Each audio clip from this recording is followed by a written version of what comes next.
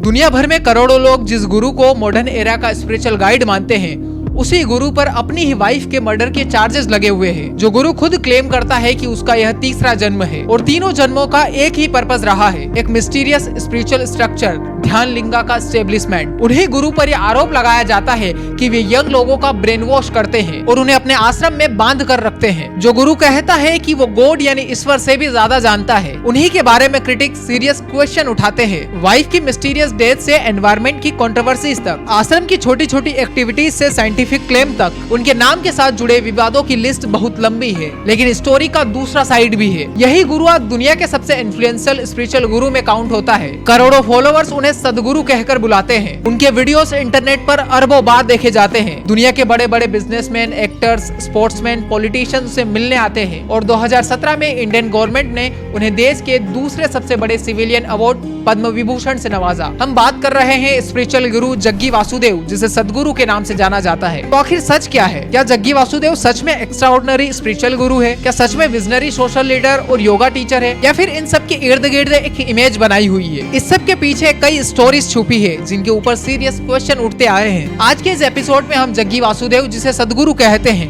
उनकी पूरी स्टोरीज, उनकी लाइफ, उनकी फिलॉसफी को समझने की कोशिश करेंगे। बचपन से सदगुरु बनने तक, ईसा फाउंडेशन की एस्टेब्लिशमेंट से ध्यान लिंगा की शुरुआत तक, उनकी फिलॉसफी अक्सर जिसे वे टेक्निक कहते हैं, उनका बिजनेस मॉडल क्या है और उनसे जुड़े सारी कंट्रोवर्सीज को देखेंगे। 3 सितंबर 1957 कर्नाटक के तेलुगु फैमिली में एक बच्चे का जन्म होता है। नाम रखा जाता है जगदीश वासुदेव। घर में 4 सिबलिंग थे और जग्गी वासुदेव सबसे छोटे थे। उनके फादर बीवी वासुदेव मैसूर हॉस्पिटल में डॉक्टर थे और माँ सुशीला वासुदेव हाउसवाइफ थी। फादर के जॉब की नेचर की वजह से फैमिली को एक शहर से दूसरे शहर तक बार बार तबादला करना पड़ता था, शिमोगा, चिक्कबल्लापुर, गुंटकल। लेकिन 1969 में फैमिली वापस मैसूर में आ गई। जग्गी बचपन से एक अलग किस्म के बच्चे थे। जहाँ बाकी बच्चे खेलकूद में बिजी रहते थे, जग्गी को बचपन से ही नेचर से डीप कनेक्शन था। वो अकेले जंगल में घूमने जाते, उन्हें स्नेक यानी सांप से बहुत लगाव था। यहाँ तक कि वो स्नेक्स को पालते भी थे। यह बात उनकी फैमिली और नेबर्स को वियर्ड लगती थी, लेकिन जग्गी को इन सब से कोई फर्क नहीं पड़ता। स्कूलिंग की बात करें तो मैसूर में उन्होंने डेमोन्स्ट्रेशन स्कूल, महाजन प्री यूनिवर्सिटी कॉलेज में पढ़ाई की। इसके बाद यूनिवर्सिटी ऑफ मैसूर से इंग्लिश में ग्रेजुएशन की डिग्री ली। लेकिन यह इतना स्मूथ नहीं था, अटेंडेंस इरेगुलर थी। उनका पढ़ाई के प्रति एटीट्यूड रेबेलियन था। क्लास में बैठना उन्हें बिल्कुल पसंद नहीं था, लेकिन किसी तरह उन्होंने डिग्री कर ली। डिग्री मिलने के बाद उनके पेरेंट्स चाहते थे कि वे पोस्ट ग्रेजुएशन करें, लेकिन जग्गी वासुदेव ने साफ मना कर दिया, क्योंकि उनका माइंड कहीं और था। उन्होंने बिजनेस की राह चुनी और अपना खुद का एक छोटा सा पोल्ट्री फार्म शुरू कर दिया। मैसूर के एक दूर दराज एरिया में यह फार्म बनाया था। फार्म के बिल्डिंग्स और केजेस भी खुद ही 6 महीने में कंप्लीट कर दिए। उसी दौरान उन्होंने ब्रिक मेकिंग काम भी शुरू किया, जो उनका सेकंड बिजनेस बन गया। बाद में उन्होंने बिल्ड एड्स नाम की कंस्ट्रक्शन कंपनी भी शुरू की। धीरे धीरे ये फार्म प्रॉफिटेबल हो गया। वो हर दिन 3 से 4 घंटे काम में लगाते थे। बाकी टाइम में पोएट्री लिखते थे, बुक्स पढ़ते थे, स्विमिंग करते थे। बिजनेस का असली मतलब उनके लिए एक ही था, घूमने के लिए पैसे जुटाना, और यही उनकी रियल मोटिवेशन रही है। और आज भी हमें उनके साथ यही देखने को मिलता है। आज भी वो दुनिया भर में ट्रेवल करते हैं, लग्जरी लाइफ जीते हैं।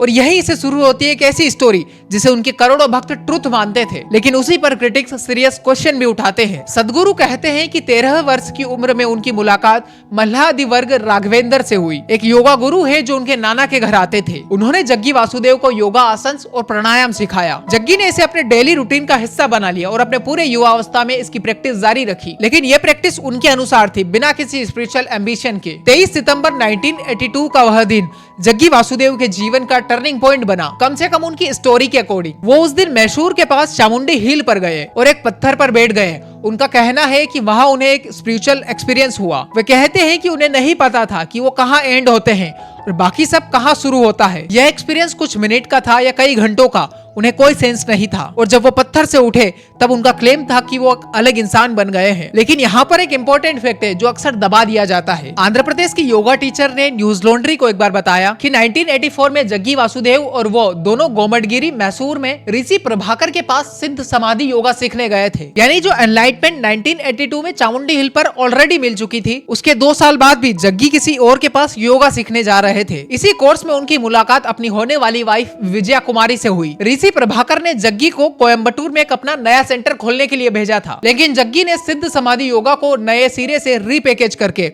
उसका नया नाम रख दिया ईसा योगा और अपना एक अलग सेंटर खोल लिया। इस एक्सपीरियंस के बाद उन्होंने ये डिसाइड किया कि वे योगा के थ्रू लोगों से कनेक्ट करेंगे। 1983 में मैसूर में उन्होंने अपना पहला योगा सेंटर शुरू किया। पहली क्लास में सिर्फ 7 लोग थे, लेकिन जग्गी रुके नहीं। अपनी मोटरसाइकिल से ही कर्नाटक और हैदराबाद के अलग अलग हिस्सों में योगा पढ़ाने जाते। स्टूडेंट से जो भी पैसा मिलता वो लोकल चैरिटी को डोनेट कर देते थे। यह सिलसिला चलता रहा और धीरे धीरे उनकी पहचान बन गई।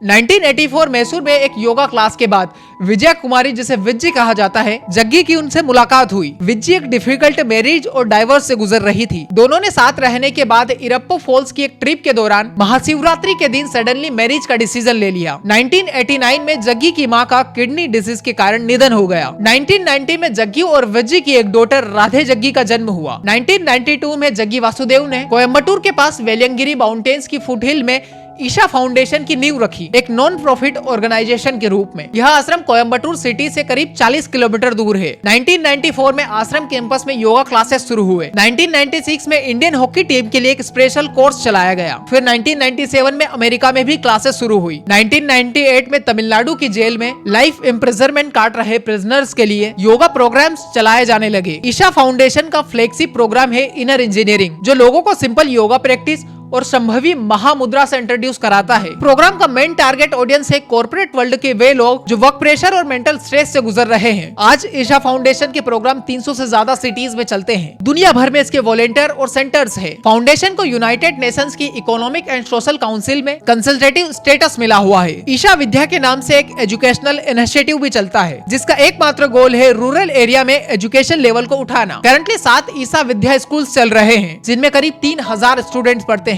इसके अलावा action for rural rejuvenation program 4000 से ज्यादा विलेज में अंडर प्रिविलेज लोगों के लिए काम कर रहा है।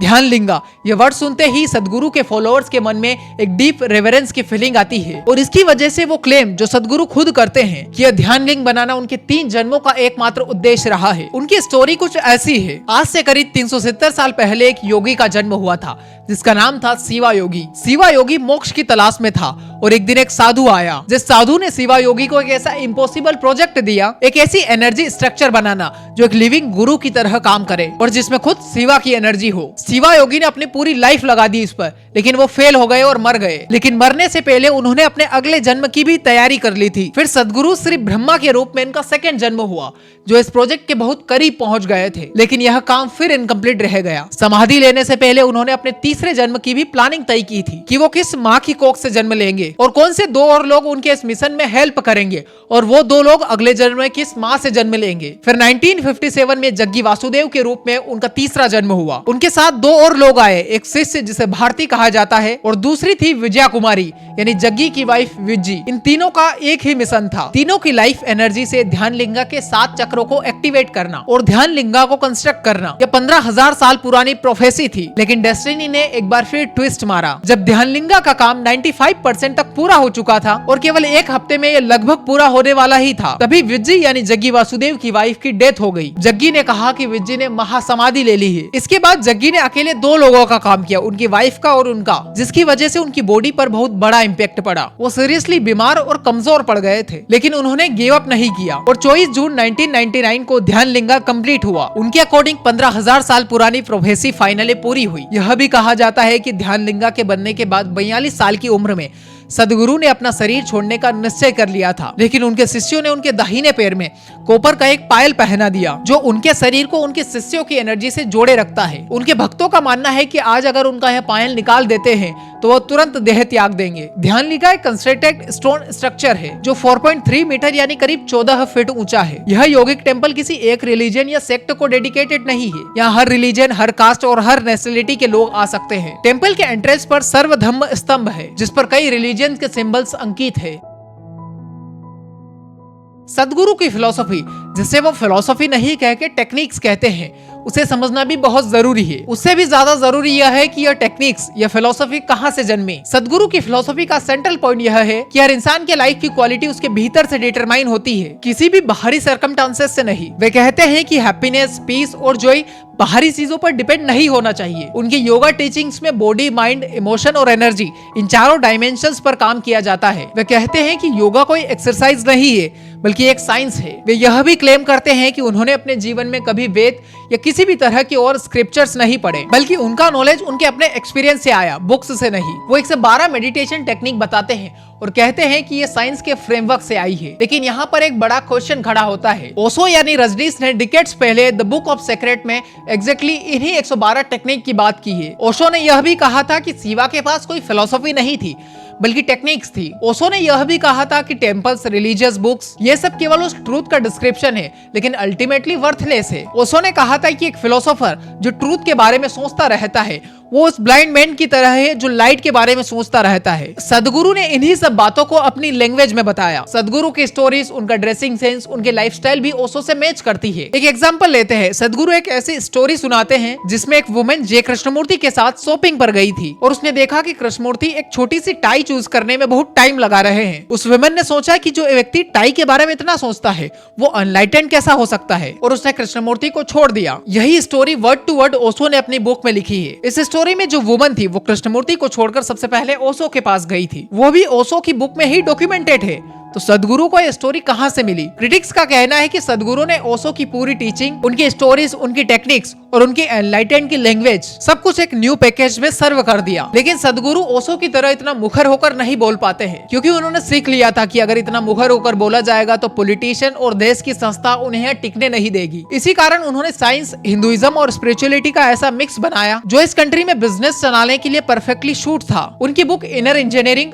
योगीज गाइड टू जॉय और karma, yogic guide to crafting your destiny, दोनों किताबें न्यूयॉर्क टाइम की बेस्टसेलर लिस्ट में शामिल हुई है। वो यूनाइटेड नेशंस के millennium world peace summit, British parliament के हाउस ऑफ लॉर्ड, MIT और डेवोस जैसे प्लेटफॉर्म पर अपने टॉक्स दे चुके हैं।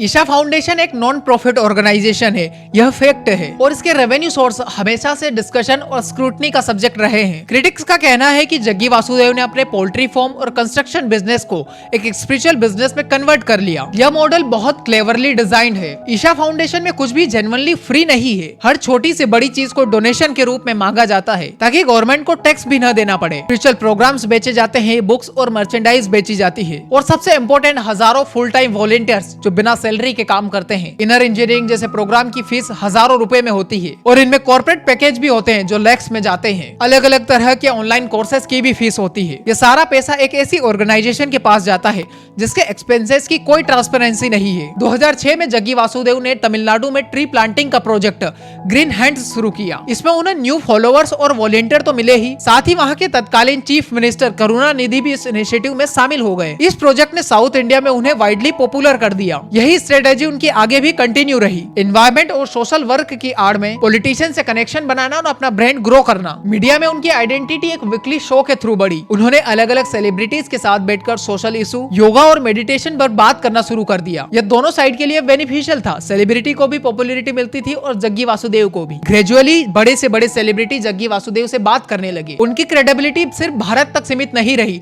बल्कि आप दुनिया भर के प्लेटफॉर्म और दुनिया भर के पॉडकास्ट में उन्हें देखेंगे। इस तरह उनका आइडिया ग्लोबली स्प्रेड होने लगा। इस पूरे बिजनेस मॉडल का सबसे स्मार्ट हिस्सा है फाउंडेशन के हजारों वॉलंटियर्स जो बिना किसी सैलरी के काम करते हैं। ये वो यंग लोग हैं जो बाहर से आए हैं, एनलाइटमेंट की तलाश में आए थे, लेकिन जग्गी वासुदेव ने इन्हें यही काम पर रख लिया। इन सबके हार्डवर्क की वजह से फाउंडेशन की ऑपरेटिंग कॉस्ट बहुत मिनिमम रहती है, जबकि रेवेन्यू मैक्सिमम। जग्गी वासुदेव को 2017 में पद्म विभूषण मिला। 2019 में कावेरी कॉलिंग प्रोजेक्ट में पब्लिक से लार्ज स्केल में डोनेशंस मांगे गए। इसी फंडरेजिंग पर क्वेश्चन उठाते हुए कर्नाटक हाई कोर्ट में PIL दायर हुई और जनवरी 2020 में कोर्ट ने आदेश दिया कि फाउंडेशन को इस प्रोजेक्ट से रिलेटेड फंडरेजिंग के अकाउंट्स को पब्लिक करना होगा।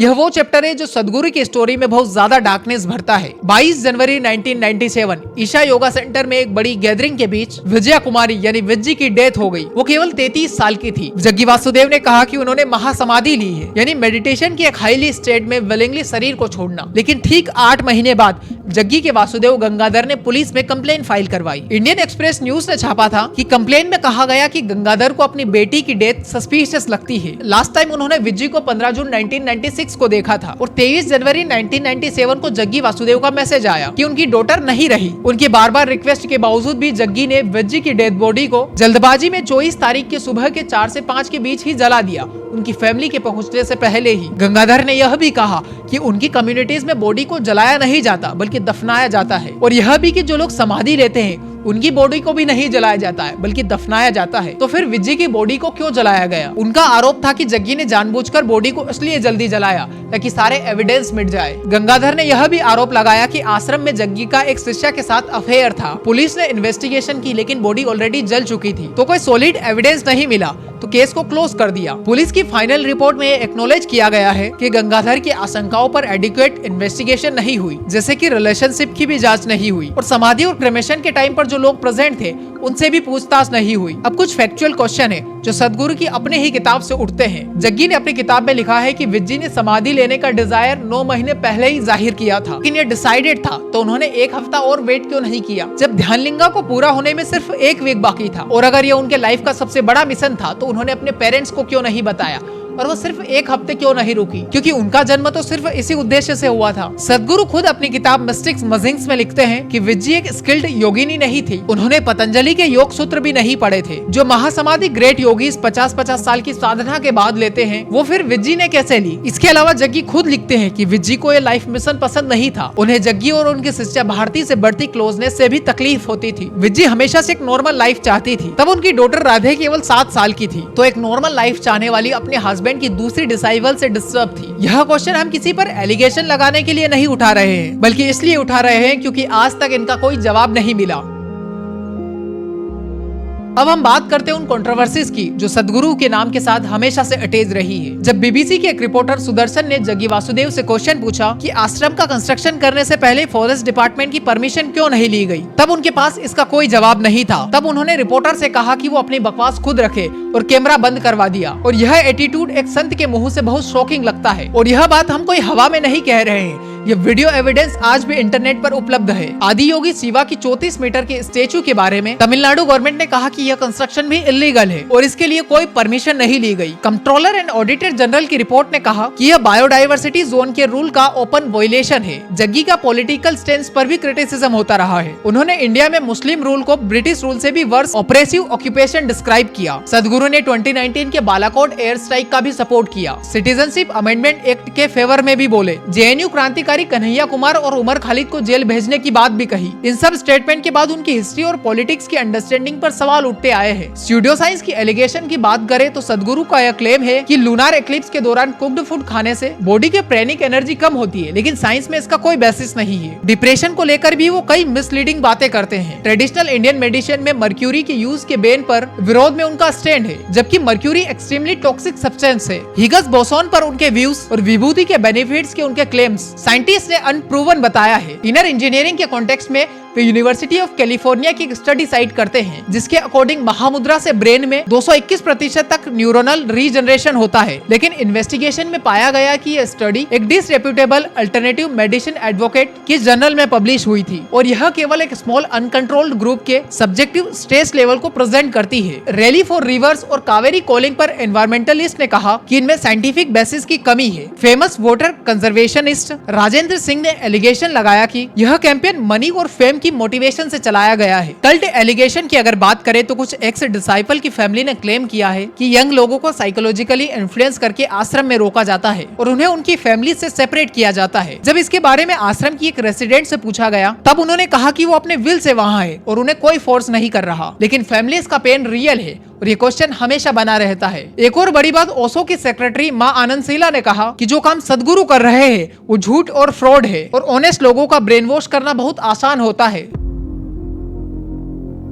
जग्गी वासुदेव उर्फ सदगुरु एक ऐसे पर्सन है जो साइमल्टेनियसली कई रोल प्ले करते हैं। स्पिरिचुअल गुरु, author, environmental activist, public speaker, social media influencer और एक बेहद शार्प बिजनेसमैन। उनके वीडियोस हर रोज अरबों बार देखे जाते हैं। वर्ल्ड वाइड करोड़ों लोग उनकी बातों से इंस्पायर होते हैं। एक साइड ट्रूथ यह है कि उन्होंने लाखों लोगों को मेडिटेशन और इनर ट्रूथ की तरफ टर्न किया है। उनकी टीचिंग से बहुत से लोगों की लाइफ में पॉजिटिव चेंज आया है। यह भी इक्वली ट्रू है। ईशा फाउंडेशन ने रूरल इंडिया में एजुकेशन और हेल्थ पर सॉलिड काम किया है। दूसरी साइड ट्रूथ यह भी है कि उन्होंने अपनी योगा टीचिंग्स ऋषि प्रभाकर से ली थी और उसे एक नया नाम देकर बेच रहे हैं। उन्होंने ओशो की स्टोरीज, टेक्निक्स और लाइफस्टाइल को एंटायरली कॉपी किया है। वाइफ की मिस्टीरियस डेथ के क्वेश्चंस आज भी अनआंसर्ड है। उनके स्यूडो साइंटिफिक क्लेम्स डेंजरस है। एनवायरमेंटल कैंपेन्स में साइंटिफिक टेम्पर की कमी है। फंडरेजिंग की ट्रांसपेरेंसी पर हमेशा से क्वेश्चन उठते रहे हैं। एक स्पिरिचुअल नॉन प्रॉफिटेबल ऑर्गेनाइजेशन का स्ट्रक्चर एक बेहद क्लेवर कमर्शियल मॉडल पर टिका हुआ है। एक इम्पोर्टेंट क्वेश्चन यह भी है, एक पर्सन 30 साल से ज्यादा लोगों को एनलाइटमेंट की शिक्षा दे रहा है, लेकिन उनके फॉलोवर्स में कोई भी आज तक एनलाइटेड नहीं हुआ, सिर्फ उनको छोड़कर। सदगुरु की यह स्टोरी एक्चुअल बड़े क्वेश्चन को सामने रखती है कि किसी भी गुरु या लीडर को ब्लाइंडली नहीं बल्कि आईज वाइड ओपन होना चाहिए। किसी से इंस्पिरेशन लेना और ब्लाइंड फेथ में डूब जाना, इन दोनों के बीच एक थीन लेकिन एक्सट्रीमली इंपॉर्टेंट लाइन है। लोगों ने उनकी एक्चुअल लाइफ जीना बंद कर दिया है